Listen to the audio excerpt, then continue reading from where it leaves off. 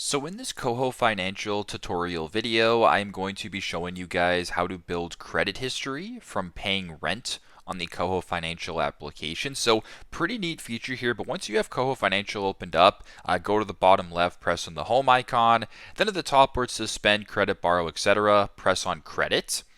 Then just scroll down to where it says more ways to build credit, and in the bottom left it says rent reporting, your rent working on your credit. Go ahead and select that option. Once you're on this page right here, you're on the rent reporting option. So you're already paying rent, so why not pay it through KOHO to build some credit history? So this is actually a pretty unique feature that not a lot of people have access to. So if you actually want to build credit by paying your rent, because oftentimes you don't use a credit card to pay your rent, this kind of combines the best of both, which is a really cool idea here. So you can scroll down, sort of read more about it. And if this looks good to you, go to the bottom and press on unlock.